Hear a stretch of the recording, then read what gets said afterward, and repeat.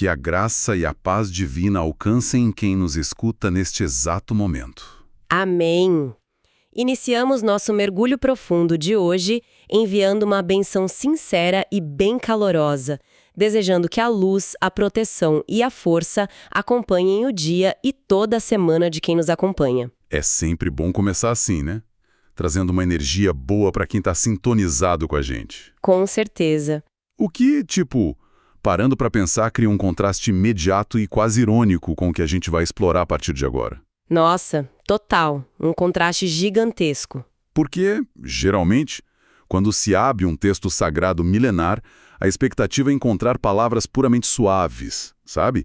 Um refúgio reconfortante para acalmar a mente. Exatamente. A presunção geral é de que a literatura devocional antiga seja uma calmaria intocável, imagens de pastos verdejantes e águas tranquilas. Aquela fuga clássica das durezas do mundo real. Pois é, mas a realidade desses textos é bem diferente às vezes. Mas aí, de repente, abrimos os registros históricos e a primeira coisa que salta aos olhos é uma imagem gráfica e brutal. A imagem de um arado pesado de ferro literalmente rasgando as costas de alguém. Uau! É forte demais. Abrindo sulcos profundos na carne humana. O cenário pacífico desaparece em um segundo e quem lê é arremessado no meio de uma narrativa visceral sobre dor física e sobrevivência. É a definição perfeita de um choque de realidade literário, sabe? O texto nos arranca violentamente daquela zona de conforto. Sem aviso prévio. Sim, e nos joga direto na mecânica da opressão e da resiliência humana. E o mais interessante é que ele não tenta esconder as cicatrizes. Nem romantizar o sofrimento, né? De jeito nenhum. Pelo contrário, ele faz questão de exibir cada marca. E é exatamente nesse terreno denso, bem acidentado e brutal que vamos caminhar na nossa análise de hoje. O nosso foco é o Salmo 129. Um texto incrível, diga-se de passagem. Muito. E para nos ajudar a navegar por camadas tão complexas, nós trouxemos para a mesa a Bíblia de Estudo NAA e as notas riquíssimas do comentário bíblico do estudioso Alan P. Ross. Materiais excelentes para dar base para a vossa conversa. Sim, e a nossa missão aqui é explorar essa mensagem milenar sobre o que significa ser perseguido, mas não derrotado. Exato. Vamos destrinchar o motivo pelo qual o texto escolhe imagens tão viscerais e umas metáforas botânicas meio surpreendentes para descrever a aflição extrema. E também a intervenção cirúrgica de Deus e uma justiça implacável contra quem oprime. É um trajeto fascinante. Com certeza. Porque a poesia vai do fundo do poço da aflição física até uma reviravolta brilhante de justiça social. Mas assim, para capturar o impacto real disso tudo, não podemos simplesmente ler as palavras. Como se tivessem sido escritas ontem, né? Isso. Precisamos entender a voz por trás do cântico. Precisamos compreender o peso histórico da nação que está entoando isso. E isso nos leva diretamente ao propósito original dessa composição. Esse texto é classificado nos registros antigos como um cântico de peregrinação. Esse detalhe é fundamental. O salmista não está falando de uma dor individual, sabe? Ele fala em nome de uma nação inteira, Israel. Ele declara que o povo foi angustiado e atacado desde a sua mocidade, ou seja, desde as suas origens. Mas com uma conclusão triunfante de que os oponentes nunca prevaleceram. Agora, eu fico imaginando a cena. A gente tem que lembrar de como era o mundo naquela época. Sim, a tecnologia da época, digamos assim. Pois é, não existia a facilidade de abrir um livro impresso ou rolar a tela de um celular para ler um poema em silêncio no conforto do quarto. De forma alguma. A cultura era fundamentalmente oral e comunitária. A classificação como cântico de peregrinação nos dá a chave de ouro. Para entender a engenharia social da coisa toda. Exatamente. Pense no cenário físico, multidões de peregrinos viajando a pé por dias, talvez semanas. Subindo estradas íngremes e poeirentas em direção a Jerusalém para os grandes festivais anuais. É uma jornada exaustiva.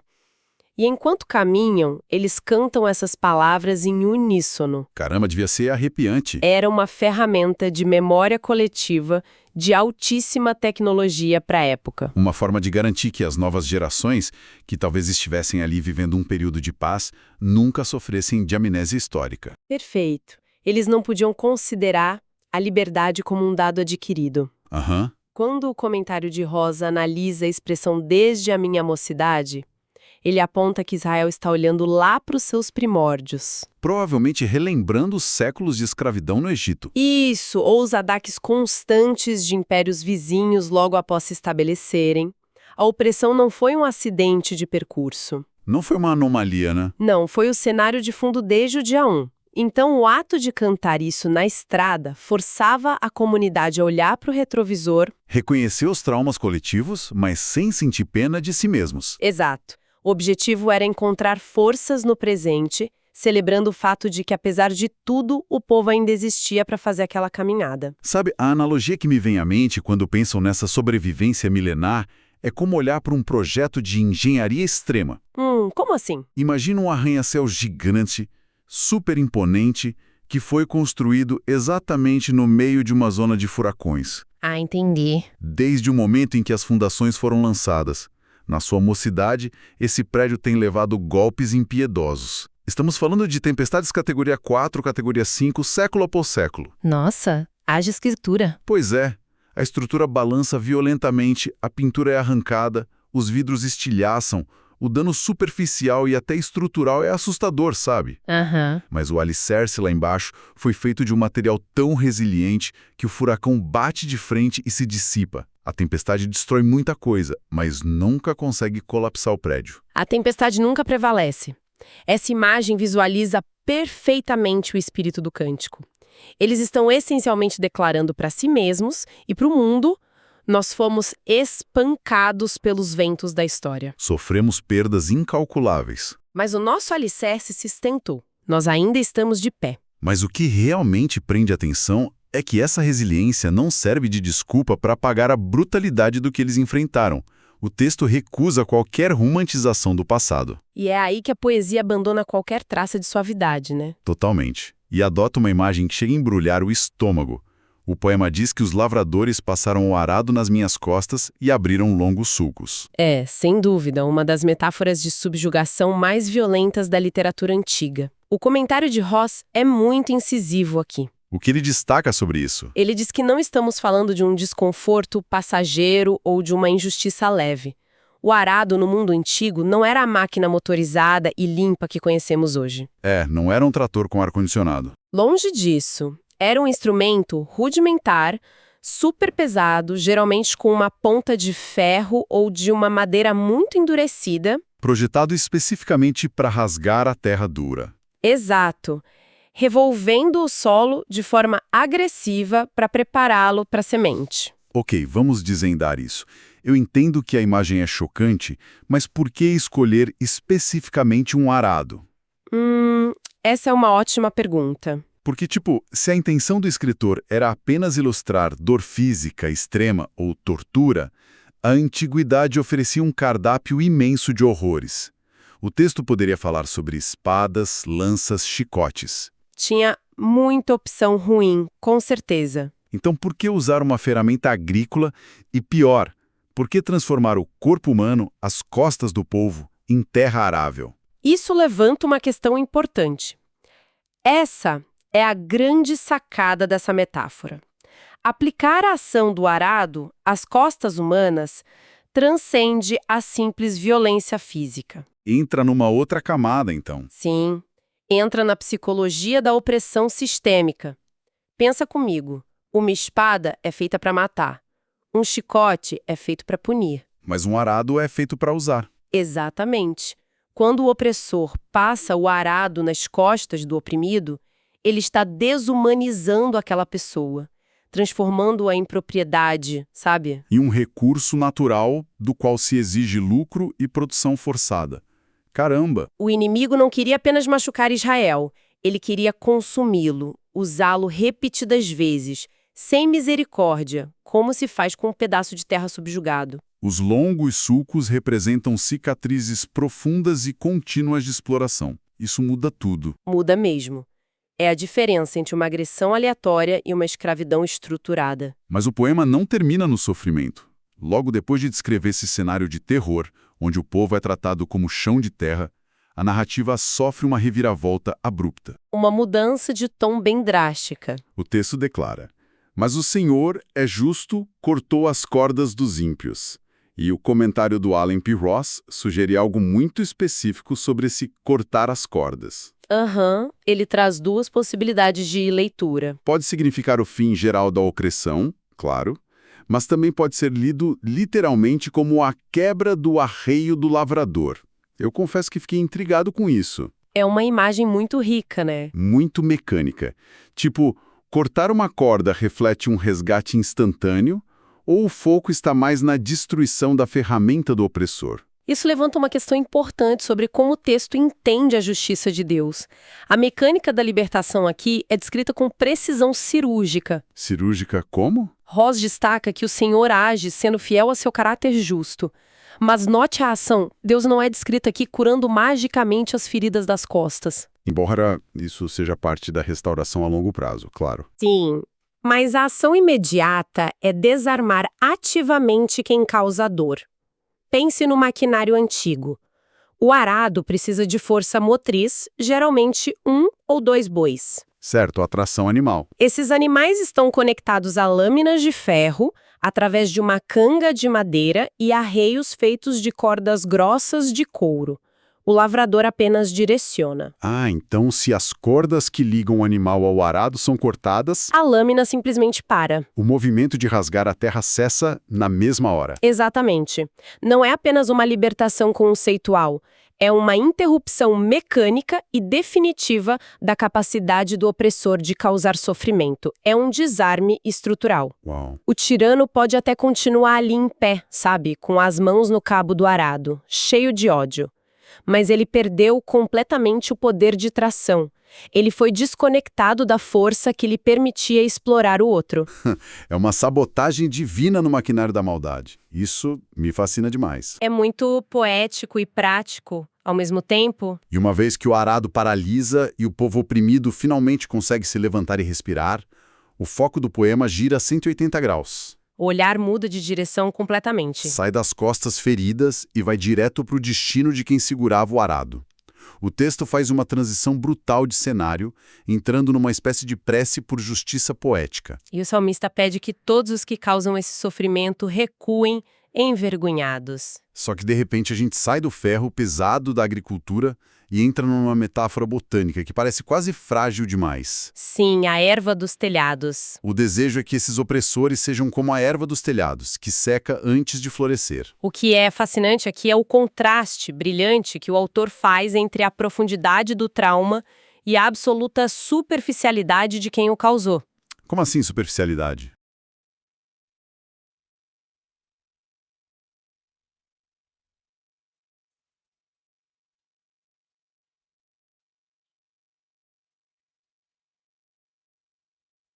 Para entender a potência disso, precisamos da ciência e da arquitetura do Antigo Oriente Médio, que o Ross explica muito bem no comentário.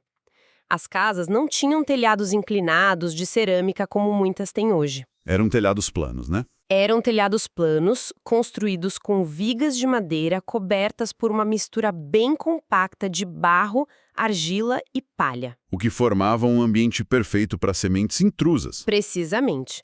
O vento soprava a poeira e as sementes de grama silvestre iam para lá em cima. E com o calor do sol batendo direto em cima e muitas vezes o calor da própria habitação aquecendo o barro por baixo. Essas sementes de erva brotavam numa velocidade assustadora, muito mais rápido do que qualquer planta no chão. Nossa! Para quem estivesse andando na rua e olhasse para cima, a impressão era de que aquela planta no telhado estava dominando tudo. Parecia super próspera, verdejante. Ela estava numa posição elevada, parecendo incrivelmente bem-sucedida. A clássica ilusão do poder e do sucesso instantâneo. Exato. Mas havia um defeito fatal, invisível a olho nu. Não existia profundidade de solo. Era apenas uma crosta fina de barro. então a raiz não tinha para onde ir. A raiz brotava, tentava descer, batia na madeira e não tinha de onde puxar água ou nutrientes. Então, assim que a brisa matinal passava e o sol real e escaldante do meio-dia atingia o telhado, aquela erva vigorosa murchava. Morria em questão de horas, antes mesmo de criar espigas ou florescer. O texto ainda adiciona um toque de ironia. O que ele diz? Diz que essa erva seca não enche a mão do ceifeiro, nem os braços de quem ata os feixes. Ou seja, não serve absolutamente para nada. É o cúmulo da inutilidade. Sim, é uma praga inútil. E quando colocamos essas duas imagens lado a lado, a ironia estrutural do poema é de aplaudir de pé. Vamos recapitular? Os opressores abriram longos sulcos, ou seja, deixaram marcas profundíssimas nas costas do povo. Marcas reais, que duraram gerações. Mas a essência do próprio opressor é a erva do telhado. Não tem profundidade alguma. O oprimido foi pisado, tratado como terra baixa, mas as faízes dele vão tão fundo que sustentam a nação por milênios. É um paradoxo lindo. Já o tirano adora ficar no alto do telhado, se achando dono do mundo, ostentando um poder que cresceu rápido demais. Mas ao primeiro sinal do sol ardente da justiça, ele vira pó. É a distinção definitiva entre o que é perene e o que é efêmero.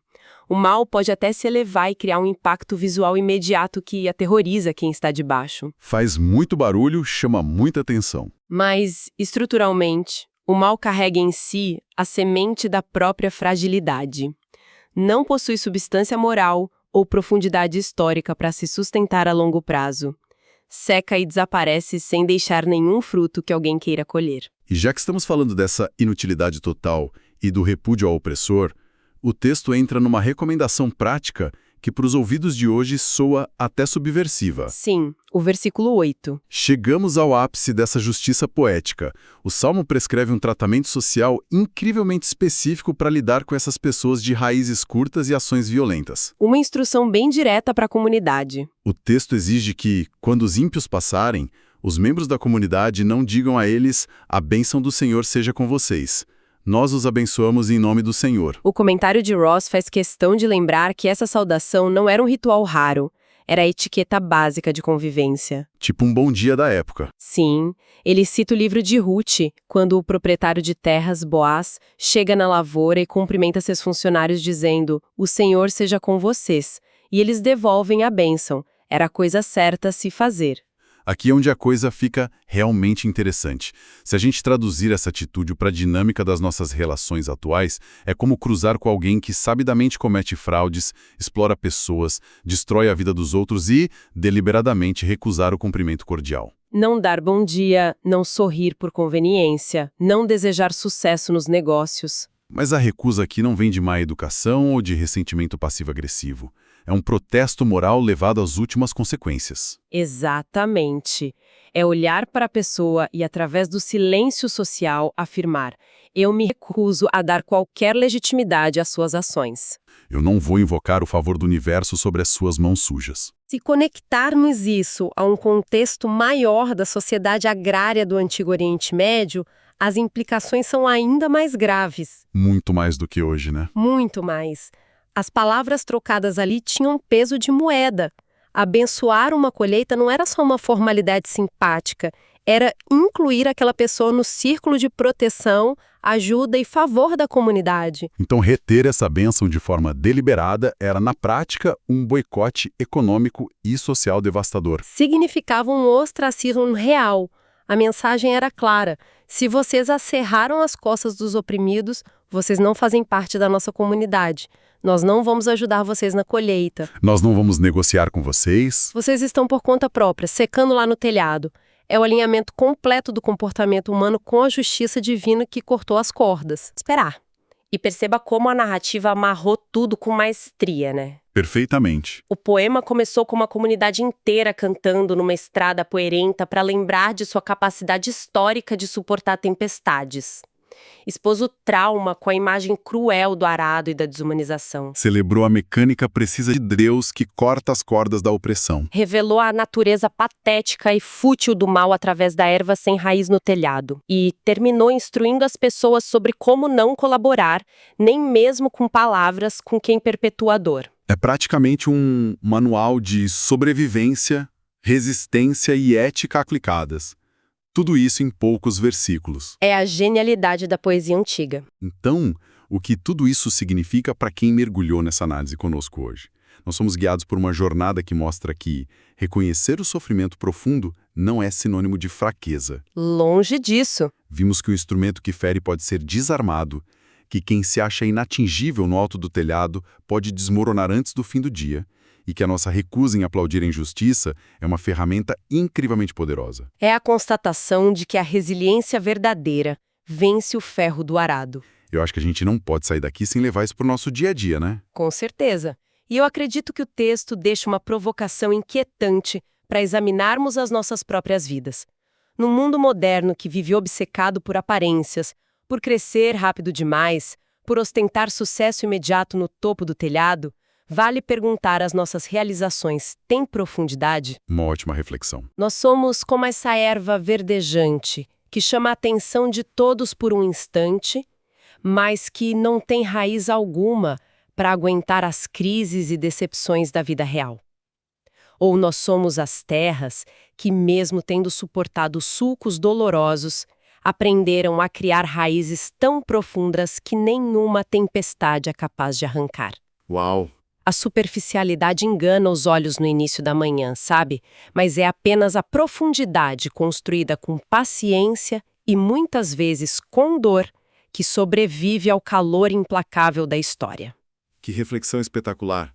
Fica aí esse pensamento para martelar na mente de quem nos escuta ao longo de toda a semana. A verdadeira força nunca esteve na ilusão de parecer inatingível no alto, mas na resistência oculta de raízes que não se quebram. Foi um privilégio enorme desbravar essas camadas históricas e poéticas. Que Deus abençoe todos os ouvintes.